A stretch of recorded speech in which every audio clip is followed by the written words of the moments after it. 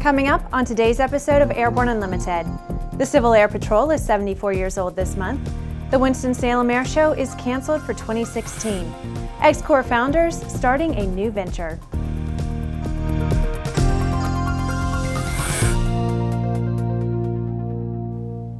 I'm Bree Cross. It's December 3rd, 2015, and this is Airborne Unlimited.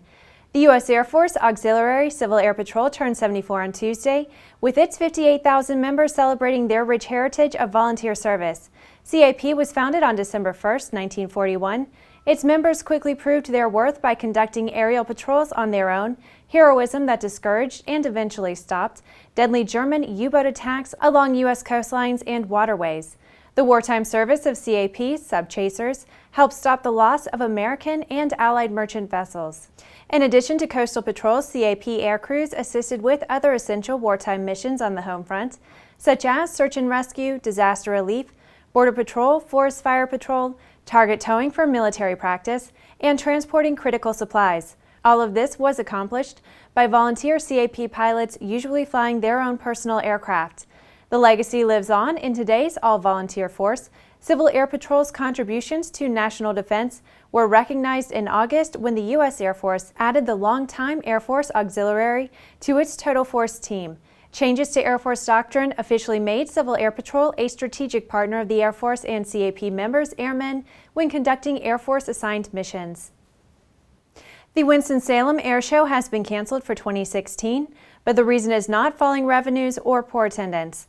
Rather, the Forsyth County, North Carolina Airport Commission decided to cancel the show when it was awarded a $1.8 million airport improvement grant to repave and reconstruct the ramp area at the main terminal, which is part of the airport's master plan.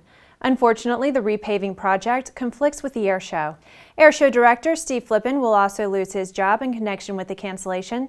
Flippin has been organizing the show on a contract basis since 2008, but with no air show next year, the board determined that it would not renew his contract. There has been no determination whether the show will return in 2017. After the break, XCOR's founders leave XCOR to form a new company. There's a difference between charting a steady course and pushing for the ceiling. And for nearly a century, Hartzell Propeller has been defining that difference. It's in our passion for engineering and research and our dedication to testing the limits of performance. We are built on honor. We are Hartzell Propeller. The KSN 770 is an affordable, WAS-enabled integrated MFD with a flexible hybrid user interface from Bendix King. Get your fingers on the 770's perfect blend of touchscreen and hard buttons. Easily control your GPS navigation, Navcom, weather, traffic, and terrain in any condition. For more information, go to bendixking.com.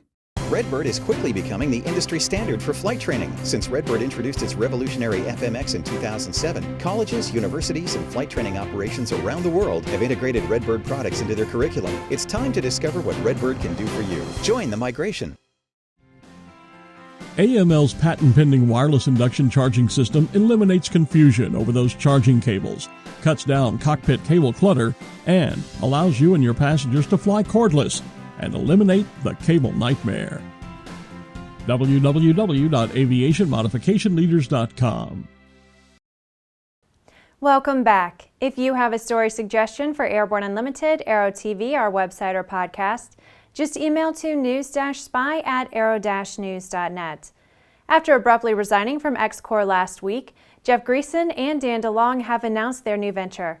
Greason and DeLong helped found the XCOR Company. Greason and DeLong have joined with Aleta Jackson, who also left XCOR at about the same time, to form Agile Aero, which will be based in Midland, Texas. Space News reports that Greason said XCOR and companies like it are not able to rapidly develop and test high-speed aircraft and launch vehicles, and that is the problem they hope the new company can address. Agile Aero website says that many advanced aerospace projects falter because of the long development cycle for custom aerospace vehicles. The site goes on to say that developing subsystems can happen rapidly, but producing an integrated vehicle is still a slow process. They say their mission is to offer short-schedule vehicle prototyping services. Greason is quoted as saying, "We also have an interest in advanced propulsion and energy systems that go beyond conventional chemical propulsion and can significantly lower vehicle costs for key missions and offer breakthrough improvements in performance." End quote. It's Thursday, which means that it's time for an Aero Community Update, highlighting news and information about the incredible people and organizations that populate the Airborne Partnership Initiative behind Airborne Unlimited.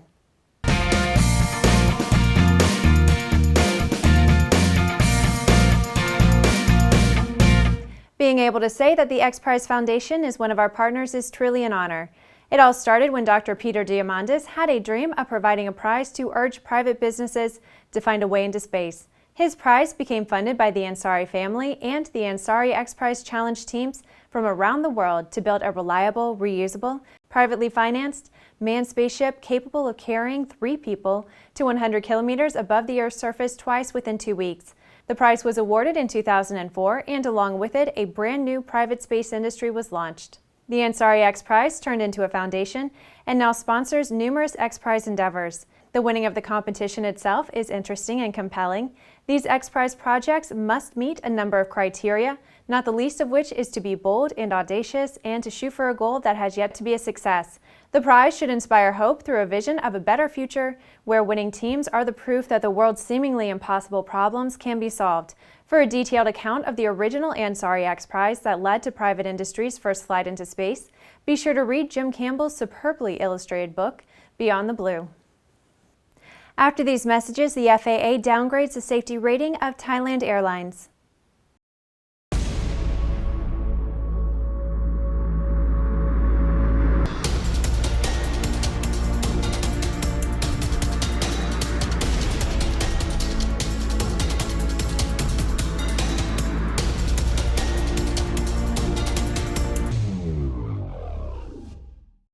Concorde's recombinant gas RG series sealed battery technology produces a high-performance battery with the advantages of being pre-tested and fully charged at the factory. Find out more about Concorde's entire line of batteries at www.concordebattery.com. Concorde, the heart of your aircraft.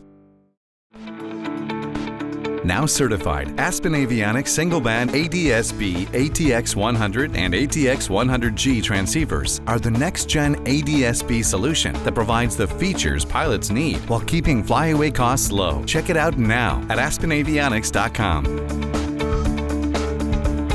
Sandia introduces the new SAI 340 Quattro TSO'd airspeed, attitude, altitude, and slip with integral backup battery. Safety never looked so good. See it now at www.sandia.aero. Welcome back. With so much news coming out of the aviation industry, we're summarizing some other interesting stories in a brief segment we call Around the Patch.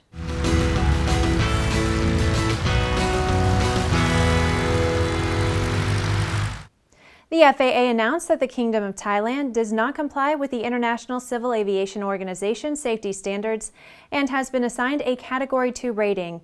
This rating means the country either lacks necessary operating laws and regulations or its civil aviation authority is deficient. The FAA has issued an emergency airworthiness directive for Airbus Model EC-120B helicopters that have an AirCom air conditioning kit installed. This installation appears to have caused a loss of yaw control during a landing of a Model EC-120B helicopter. XCOR Aerospace has recently completed work on its Lynx simulator system, built by Protobox LLC in conjunction with the Air Force Research Lab at Wright-Patterson Air Force Base. This simulator will provide training as the test pilot team prepares for Lynx flight tests. One of the world's largest cargo aircraft recently delivered an Atlas V booster to Vandenberg Air Force Base. The Russian-built Antonov AN-124 flew from a production facility in Decatur, Alabama to deliver the booster. NASA has successfully installed the first of 18 flight mirrors onto the James Webb Space Telescope, beginning a critical piece of the observatory's construction. The James Webb Space Telescope will be the premier astronomical observatory of the next decade. Well, that's our trip around the patch. Now let's move on to the rest of the news. A Seaplane student got a bit more than he paid for during a recent lesson on touch-and-go water landings on Peace River in southwestern Florida on Thanksgiving Day last week. Mark Futch was instructing Rogan White in an area of the river where there is a sharp bend. Futch said that as they were taxiing at idle speed, they saw a man frantically trying to get their attention by waving a white t-shirt. He and a woman had lost control of their boat and wound up in a cypress grove, an area where a rescue helicopter dispatched to the scene but could not land. The stranded couple were able to paddle the boat out of the cypress trees to a point that allowed them to be picked up by the seaplane.